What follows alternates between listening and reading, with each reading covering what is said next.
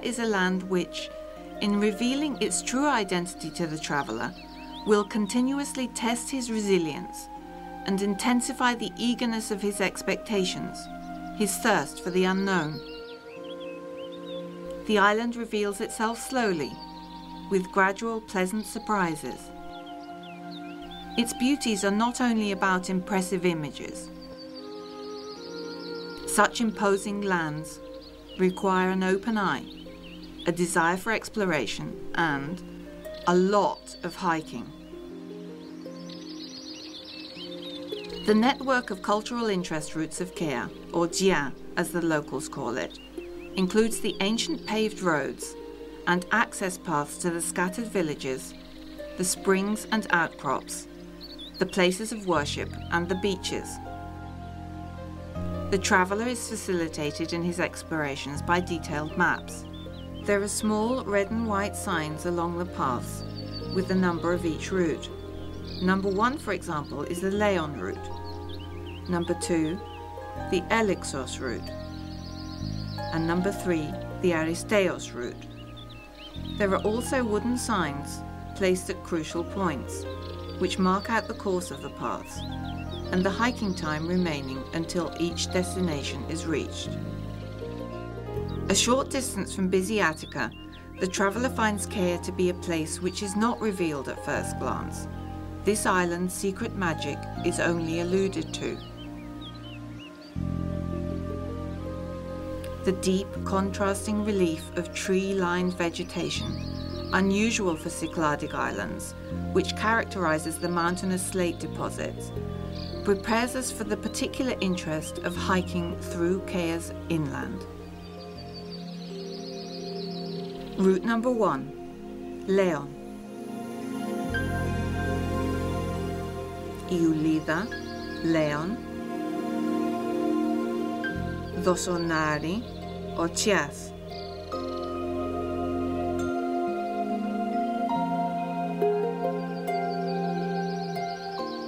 Iulida, Kea's capital, is the starting point for a scenic path that takes us to the Exocanali region.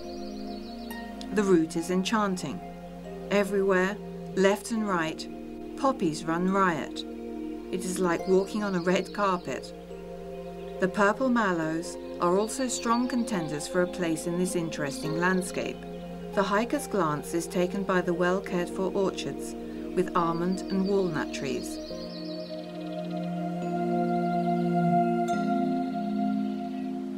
Soon we reach the fountain of Exocanali. The fountain's little structure is painted in pop art colours: white, turquoise, orange, deep blue. Next to the fountain are the basins where the housewives of Jia wash their clothes in the running water. An adjacent path takes us to the famous fountain of Kourentis with its refreshing waters. A popular singer writes these melancholy verses: "The white legs I saw at the fountain of Kourentis. The maiden goes for water to fill her pitcher. When I see her coming to the fountain of Kourentis with the pitcher on her shoulder, I cry and wither." We return to our central path. We soon encounter another cold water spring at Messacanali. As we ascend the stone path, we reach the cemetery, where we find the road that goes through Iulida and then continue on our course towards Leondas, as the islands call it. The archaic lion is discernible from a distance. We may stop here shortly to photograph this sculpted monument.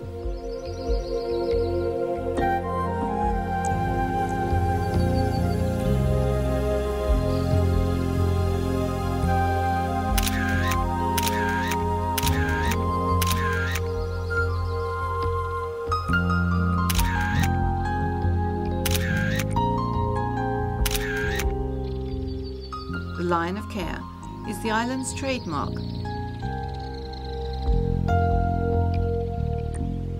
We soon reach a fountain with drinking troughs for the animals. The engraved sign informs us that it was constructed in 1928, commissioned by the mayor Petros Leporas.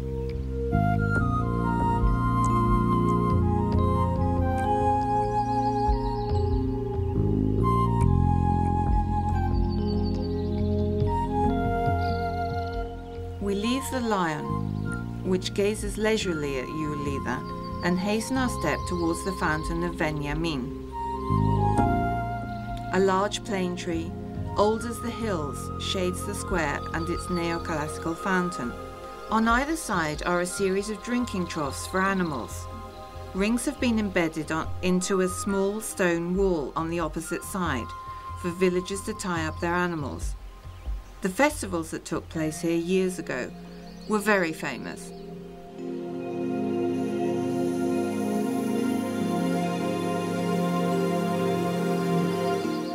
We pick up our pace. At some point the path forks out. Be careful not to take the wrong path. On the right there is a sign with the number 10 on it. The wooden sign informs us that the road leads to the beautiful Spathi beach.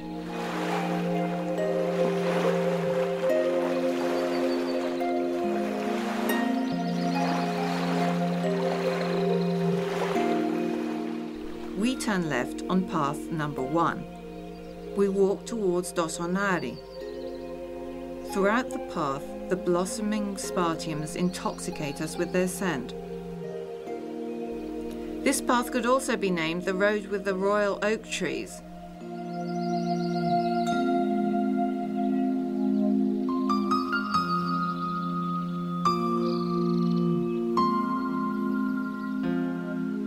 We proceed towards Kέas through Campi.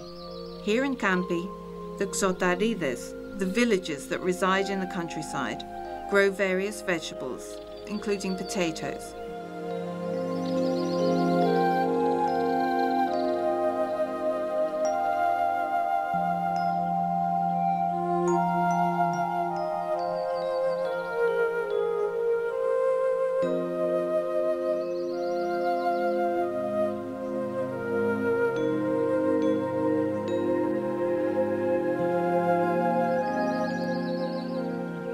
We are now headed towards Kokini. The path is narrow and winding. On our left, the stream is full of oleanders.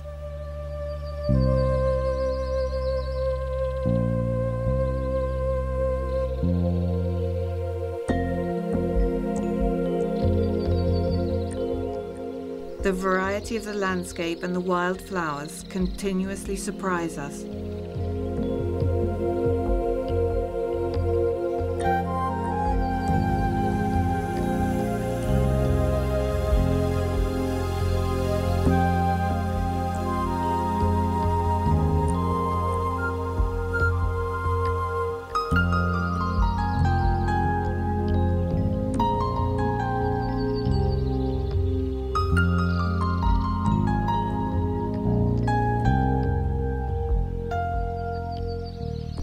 From afar, we eventually see our final destination, the quaint bay of Kēas with its beautiful sandy beach.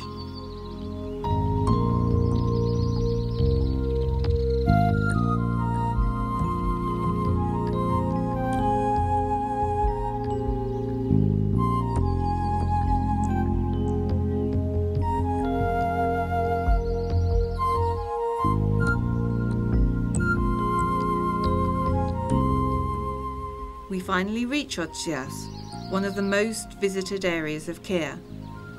At the end of the path, depending on the season, we can taste a couple of figs or fresh almonds from the almond trees.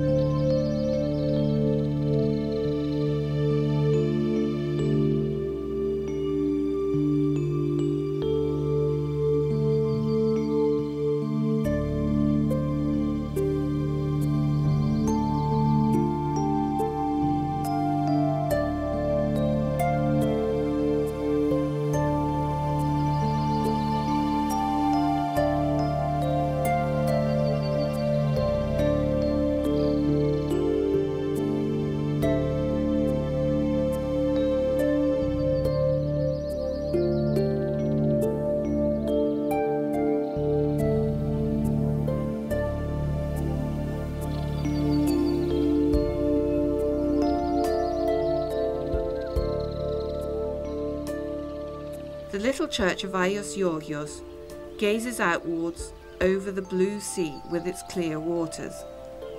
Remnants of a port installation from the classical and Hellenistic periods have been discovered at the Bay of Otias.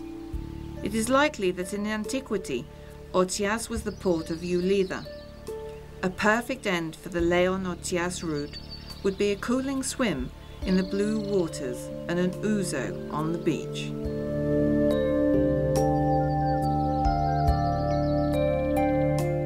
Route number 2, Elixos.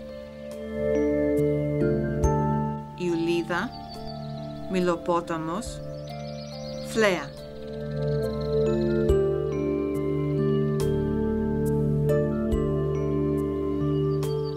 The Elixos route recalls the ancient river of the same name. Its gurgling waters cross the Milopotamos area, with its estuary in ancient Corycia. We start our trek at the Milopotamos stream. On our left, we notice the ancient retaining walls of the terraced fields, installed for keeping back the rainwater. The distant past is harmoniously combined with modern times.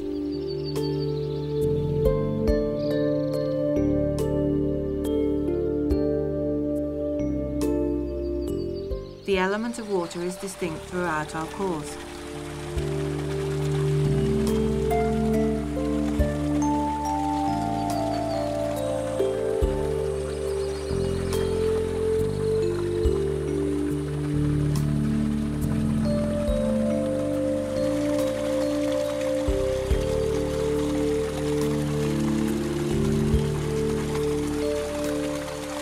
The running waters of the springs accompany us on our route to the water mills.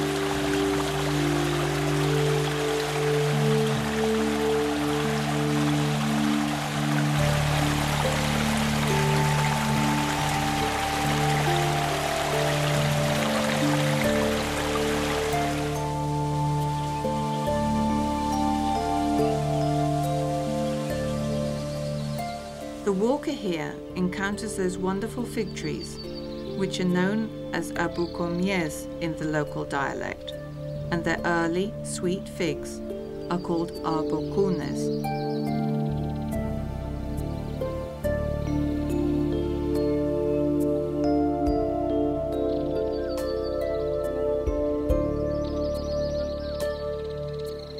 We reach the watermills, an excellent example of pre-industrial Greek architecture. The miller's home and the watermill were a single building complex.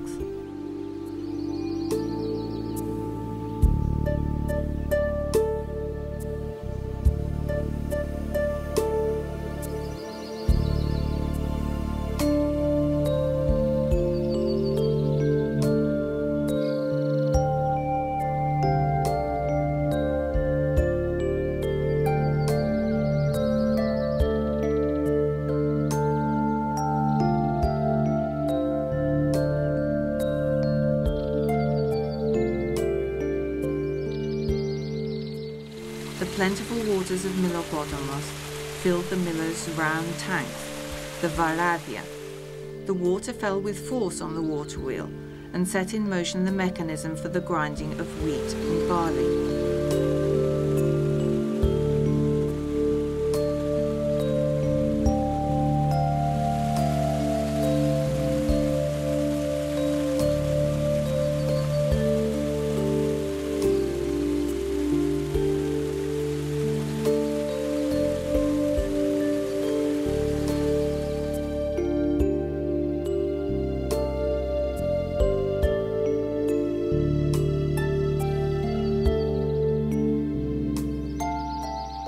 The ground here is specially fertile. Vegetable patches grow truly organic plants.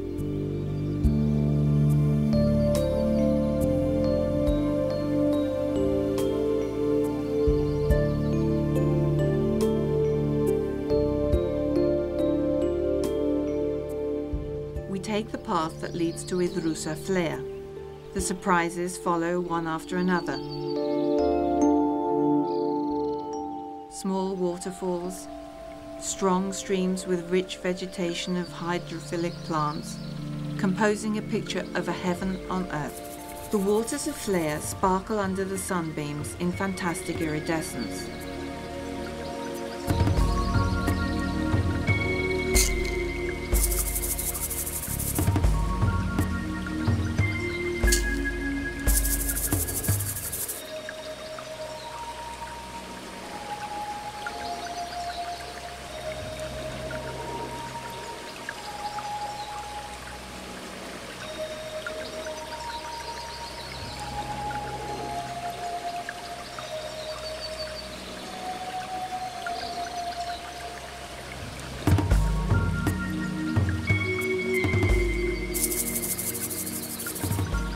We pass dreamy Flea to start on the stone path that leads to Aios Konstantinos. We leave behind the chapel of Aii Apostoli. The path was restored by a multinational group of young people who volunteered their valuable work. Oak trees grow on either side. The soft rustle of their foliage is like whispering in our ears. Our sense of smell, however, is also pleased by the delicate fragrance of the blossoming spartiums.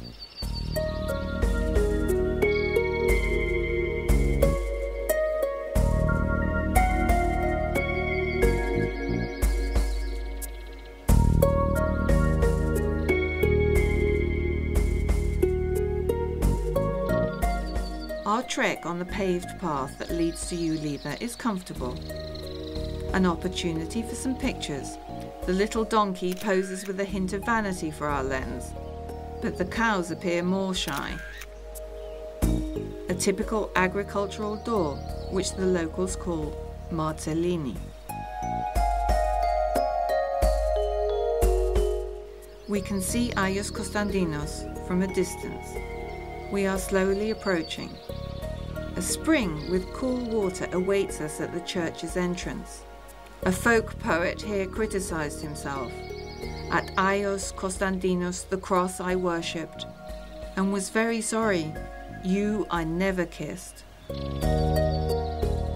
Night has started to fall. The following day a new exploration awaits us. The route which is symbolically named Aristeos. Route number 3, Aristeos. Ulida, Προφήτης Ηλίας, Ελληνικά, Άγιος Σημείων, Carthea. The route was named Aristeos for the mythical hero of Kea, Aristeos, the protector of agriculture and apiculture. This is the longest route of the network, and it crosses the heart of the island. The trek is amazing here too, filled with tall yellow umbrella-like flowers. The path is negotiable, paved with stones, the work of skilled craftsmen. Its wide stones are held in place at intervals by other vertical stones. The vegetation is imposing here as well. The yellow background is strewn with purple mallows and dozens of other wild flowers.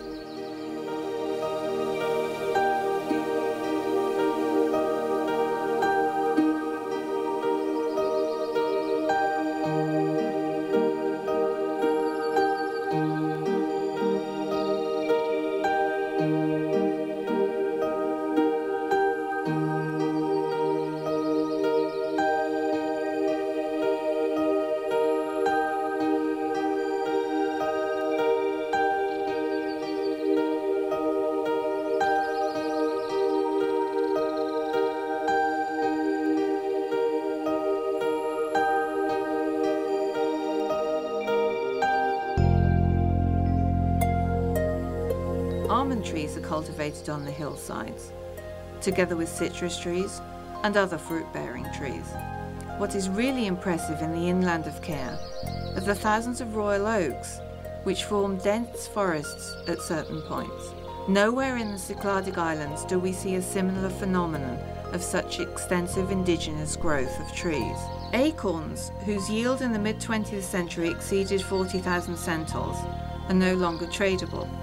The time has long passed when the islanders took the path to Campi, or the road to Livadi, to load up hamada, the acorn caps, valuable for use in tanneries. From there they were transported to the loading storehouses, destined for the tanneries of Mytilene, Chios and Syros.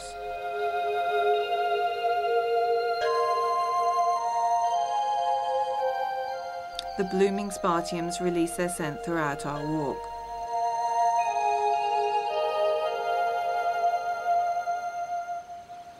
The municipality of Kea organises the famous storytelling festivals during the summer evenings along the paths of Kea. On this idyllic path, legends, myths and stories from all over the world come to life thanks to the narrative skills of the storytellers. This is an innovative form of alternative tourism, attracting locals and visitors alike. We continue on our journey with the hill of Prophetis Elias and the oak tree forest on our right.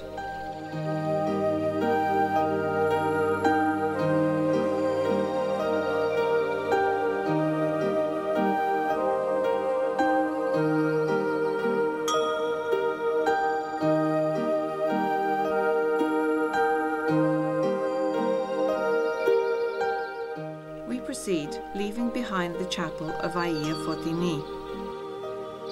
Shortly afterwards, we find in Mikra Elinika the Taxiarchias church, which has a built-in spring with the necessary basins for the laundry.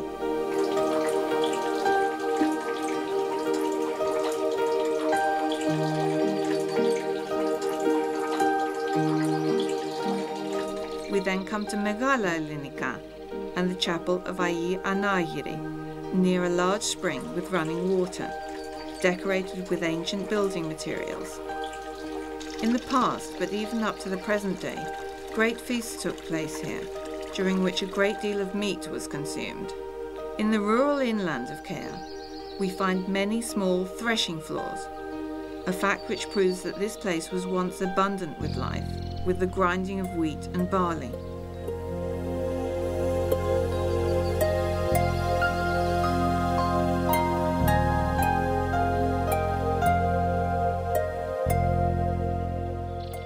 At the end of the path, we encounter a traditional agricultural residence. This is a stavlos, as it is called in the local idiom, with all functional buildings for agricultural tasks. Naturally, the lady of the house plants flowers and herbs in her zinc pots.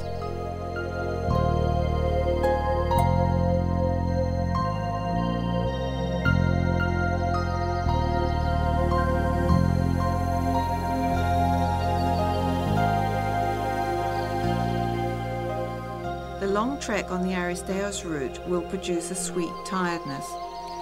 And surprise, Demetrius and Maria invite us into their yard, under the shade of a fig tree, to drink raki together, accompanied by dried figs and other delicacies.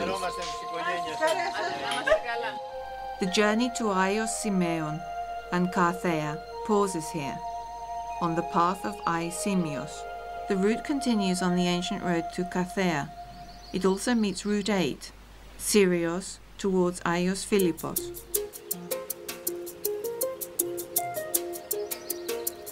Route 6, Hatzidio, Carthea.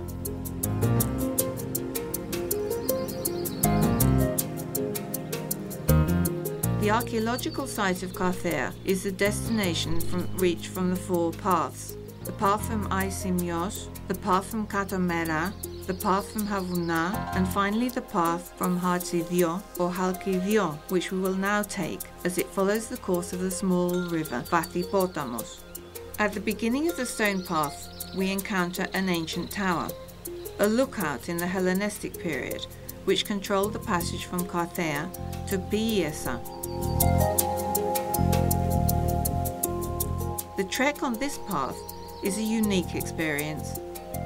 Left and right, nature runs riot.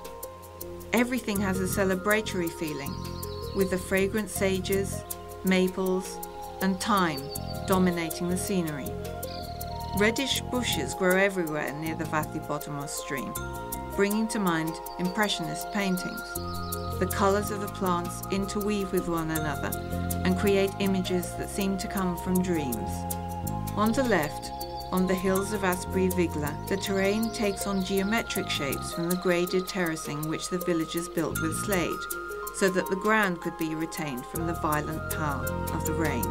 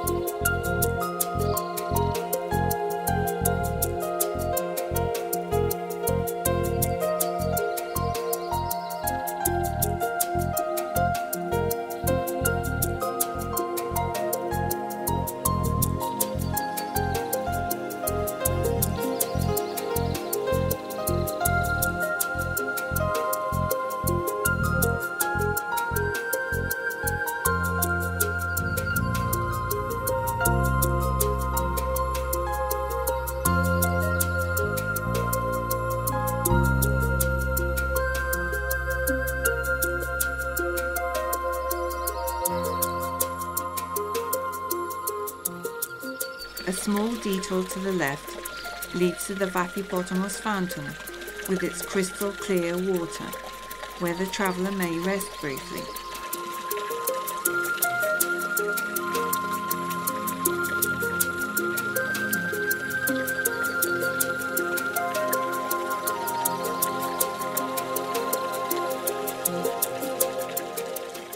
The waters sparkle in the sunshine that slips through the foliage of the water-loving trees. The gurgling waters have, through the centuries, carved out the large boulders, forming an impressive sculptural composition.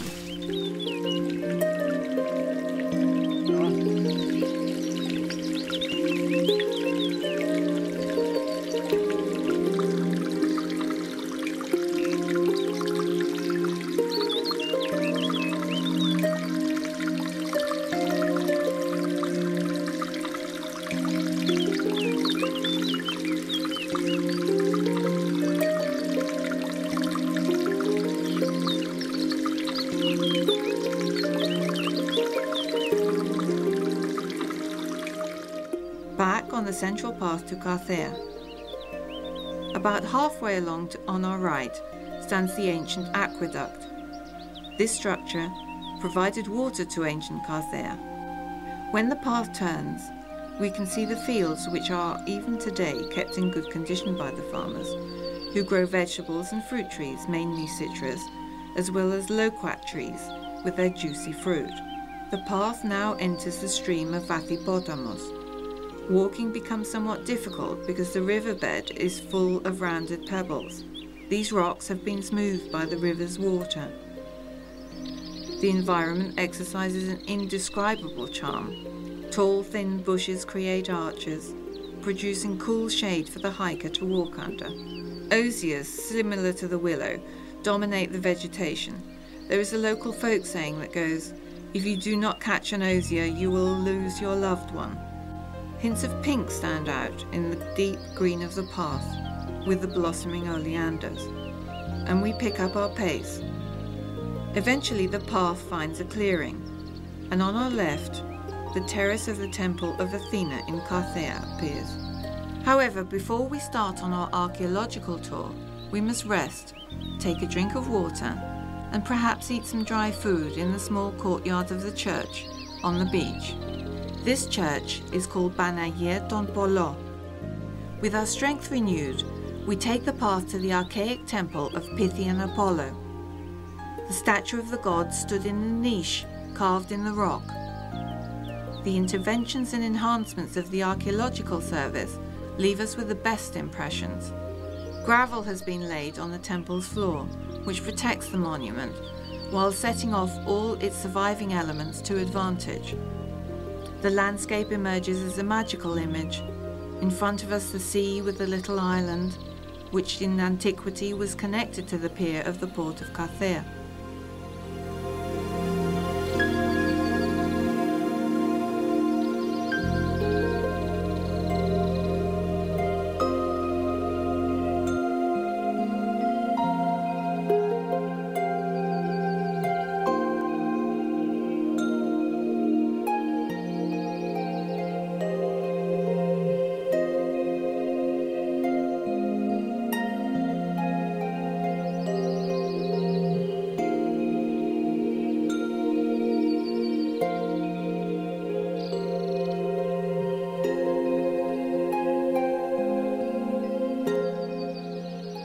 In the background, we can see the path that leads to Aios Simeon, and further away the chapel of Mirtidiotissa.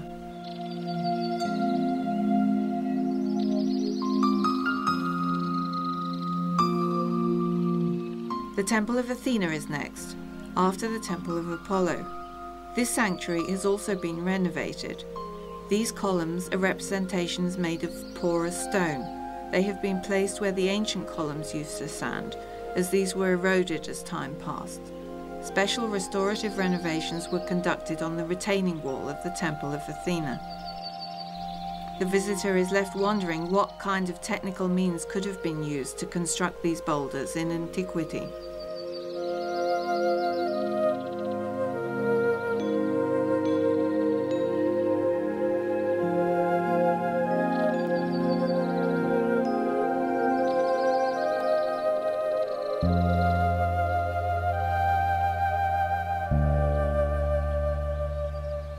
There is also an ancient theatre here.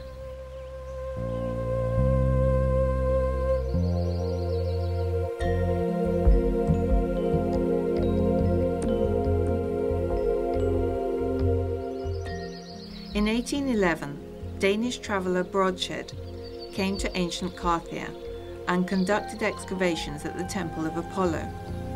He brought to light 3 bodies of female statues, 2 of which he identified as Hygeia and Nemesis.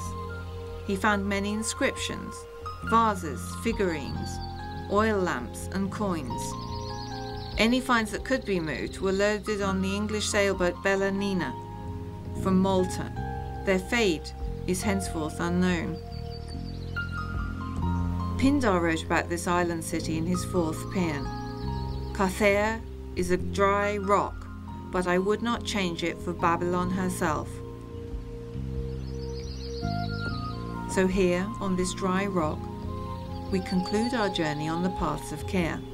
This was a trek resembling a fairy tale, a cultural journey with unique experiences, thousands of surprises, and great moments.